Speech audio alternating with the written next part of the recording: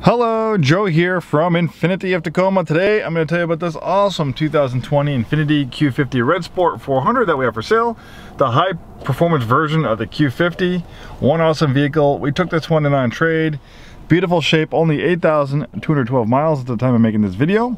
And you can buy this with the confidence knowing it has been serviced and checked by our Infiniti certified techs. You only get Infiniti certified techs at a new Infiniti retailer like us. This Red Sport 400s are actually rear-wheel drive, which is pretty rare.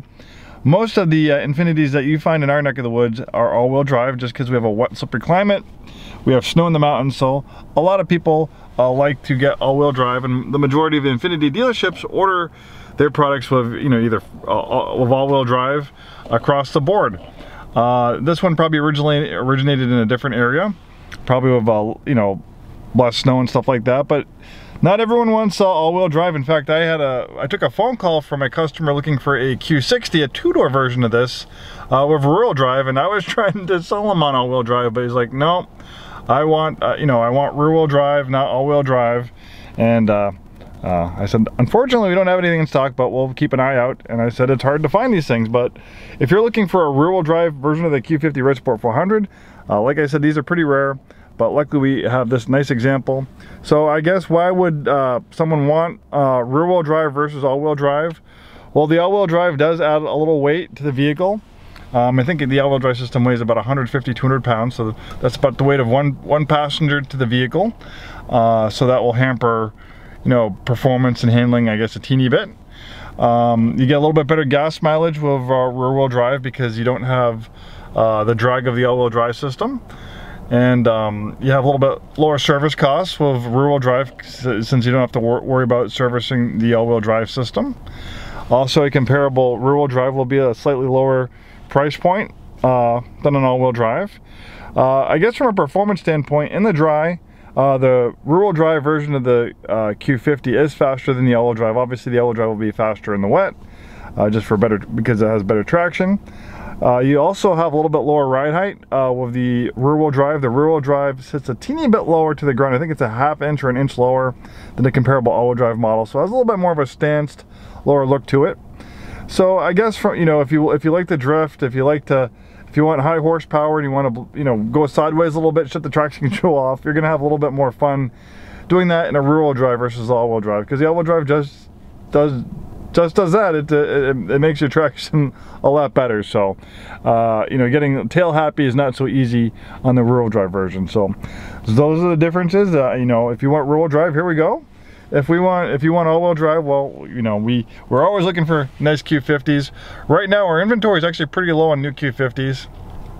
2 years ago we had like 100 new Infinitis in stock. Right now we have like 5, and Q50s are, especially the Red Sport versions, are really hard to come by these days. So if you're having a hard time finding a new one, this low mileage example would be a great one to consider. Not too many differences between 2020 and 22. They did some updates here and there, but for 2020 it got an updated infotainment system with a crisper display.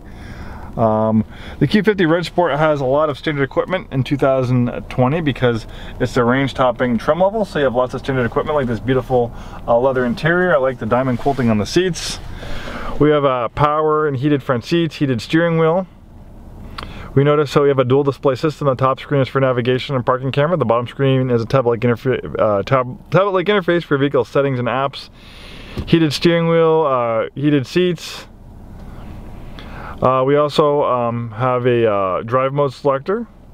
You can access it here. You have personal, sport plus, sport, standard, eco, and snow mode.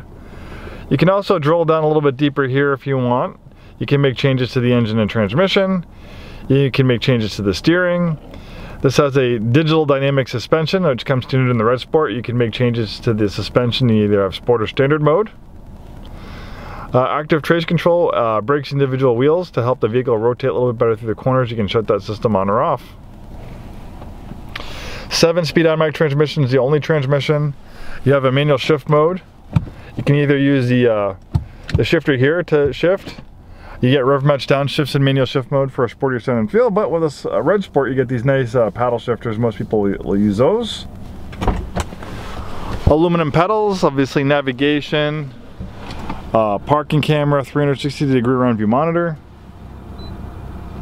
backup collision intervention, a blind spot warning, forward emergency braking, Bose sound system.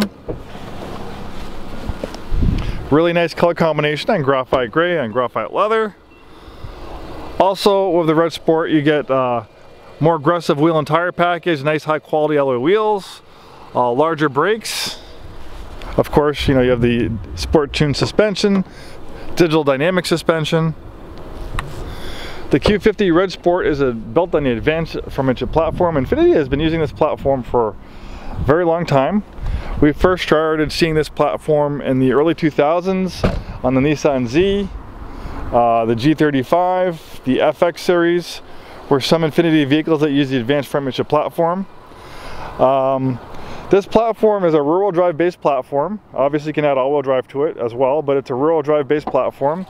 And the reason why they call it the advanced front midship platform is they take the engine and they place it as far back behind the front axle as possible. You can see the middle of the front axle is right there, so the majority of the weight of the engine is behind the front axle, so that gives it as close to 50-50 weight distribution as possible, putting the center of gravity towards the middle of the vehicle. That helps make it more balanced, it helps it handle and feel a little bit better through the corners.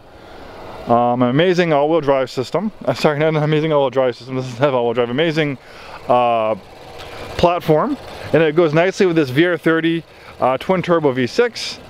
You have two small turbos versus one big turbo. The small turbo is a little bit more responsive. They can spool up quicker. So we have 400 horsepower, one amazing engine. Also the Sport package, you have a little bit more of an aggressive looking front fascia. Also rear end styling is a little bit different too. You have this body colored underbody diffuser with the Red Sport model. And you have this nice carbon fiber rear spoiler. Thanks so much for taking the time today to watch this video. Hopefully we see you soon and have a wonderful day.